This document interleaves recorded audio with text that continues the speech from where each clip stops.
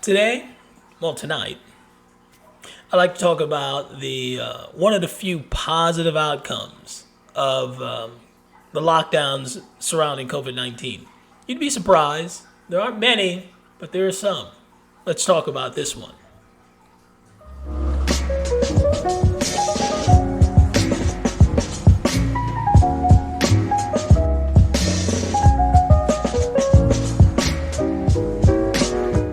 Hi everyone, this is Keith. Welcome to the Ghetto Sapien channel, your home of inner city intelligence. First of all, I just want to apologize. I haven't done these videos in a little bit. I've been raising a little German Shepherd puppy named Atlas, as an Atlas Shrugged, little libertarian nod there. And it's been a handful. And, if you want to be a responsible dog owner, you got to spend time with the young Fang, little puppy.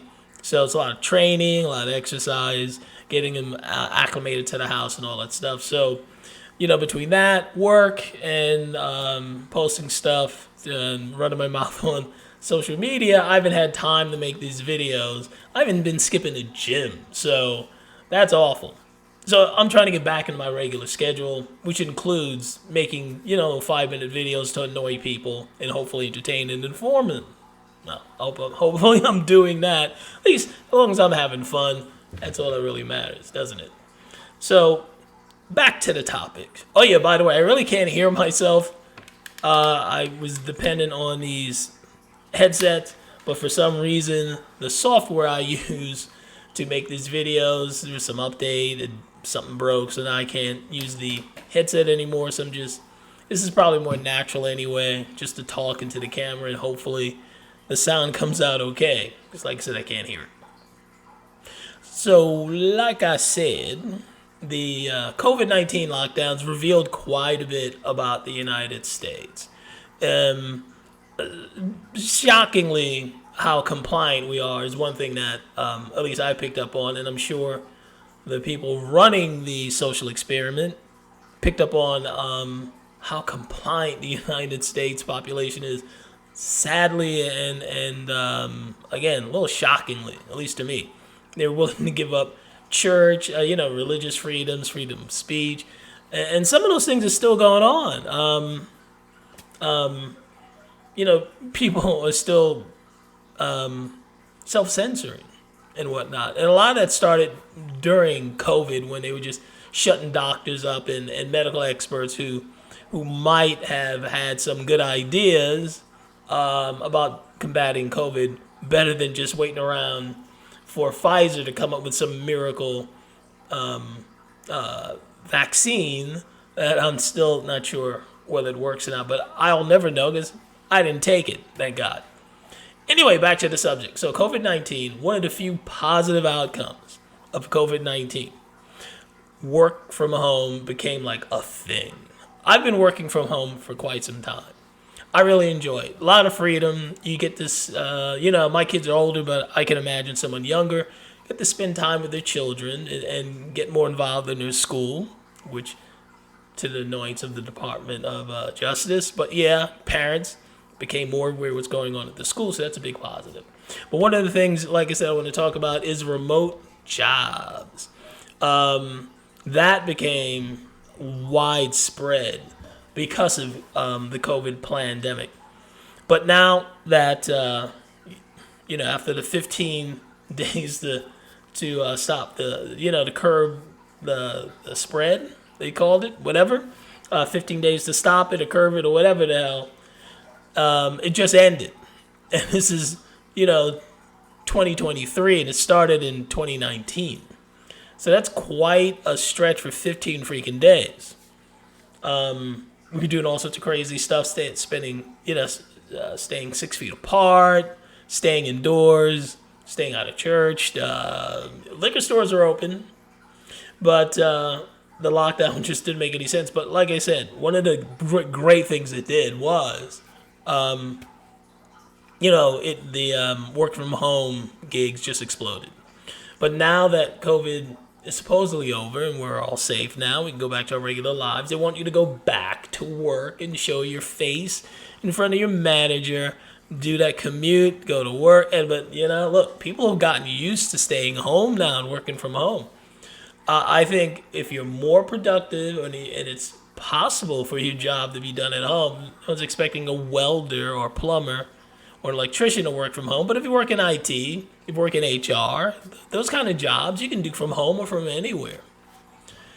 But the companies want you back in, and I have a suspicion why. It's not what they said, because they're starting to scare people first. Get a remote job while you can. This is from Business Insider. More and more companies are calling workers back to the office or outsourcing to cheaper workers overseas. So then the article goes on. It says things like if you can work from home, you're proving that your job can be shipped overseas. So that's kind of trying to scare you that if you work from home 5 days a week, why do we need you to come in at all? We can send it to some guy in Delhi and let him do it for like 10% of what you're making here. Hey, I guess that could be a valid threat, but some people just don't give a crap. They're like, look, I'm gonna work from home because you get used to the freedom and the convenience. The article goes on and says one of the problems they have found with working from home is that it's expensive for companies to have employees working from home. How the hell is that possible? Your company should be saving on lease or ownership of a building, property taxes, or monthly lease rates. You're saving on power, you're saving on electricity, you're saving on insurance because you don't have a brick and mortar place that people have to come in. So there has to be a savings there.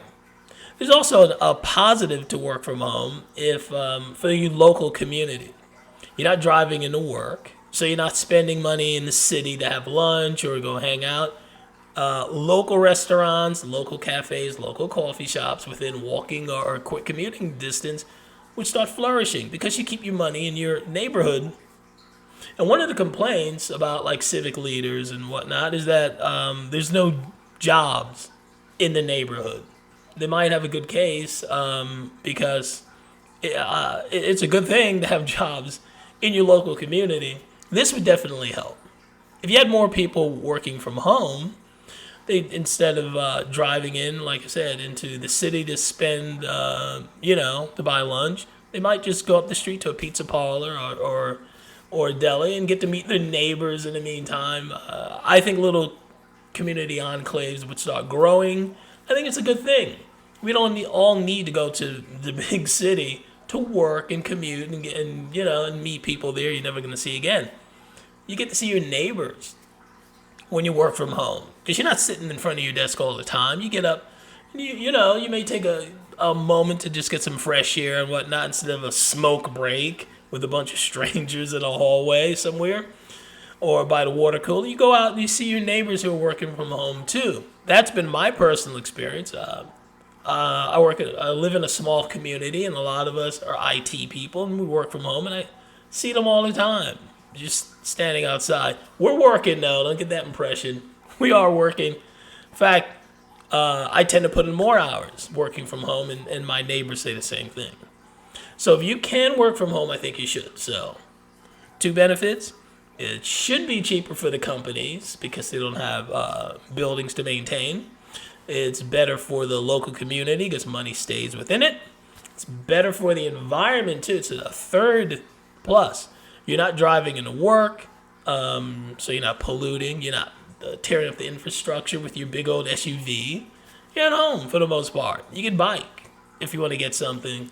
So environmentalists should love working from home too. They should have, they should be really pushing for the work from home option for employees.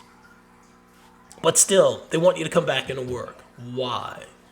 It's not because it's cheaper to have you come into work at all. And again, it benefits the environment. So you think there would be a push for that from the pro-environmentalist global warming people. But you're not hearing anything. And you know why?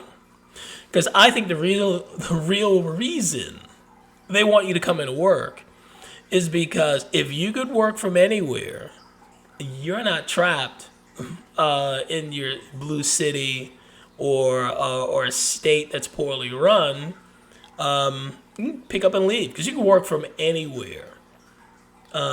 So they don't like. I don't think the local governments like the mobility of their tax base. Who wants a mobile tax base that isn't a slave to your city?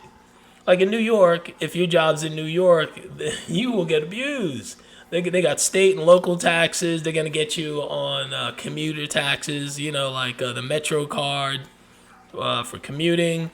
Some of the toll bridges in New York are outrageous. They're like it's like you're gonna go see a movie. Verrazano Bridge. The last time I crossed it was $17 just to cross the bridge. You're not getting any in-car entertainment for your $17. You're just driving over the Hudson. That's it. And it's not worth $17. That was years ago. It might be higher now. All of that's gone. If you're not coming into the city anymore and you're just working from home. All of the retail businesses that were dependent on people coming in to have lunch and buy clothing or whatever, that's all done too. But yeah, I think the biggest reason is state and local governments do not like a mobile tax base. If the taxpayer can just up and leave, if they don't like either the exorbitant fees, the taxes, they don't like the crime, you can't abuse them. If you're a mayor or a governor, you got to be nice to the people bringing in taxes, because if they can just pick up and go to some place like Florida or Texas where there are no state taxes, they're gonna go. That's what I think is really behind this. The governments are not willing to allow you to have the freedom to vote with your feet, and that's what tax freedom's about. That's what I think. That's one of the biggest things they're terrified of with remote working. There's also schools. They don't want you participating or really noticing what's going on in public schools, but that's another subject I'll bring up at another time. That's all I got on this. Let me know what you think. So like, share, comment, and subscribe.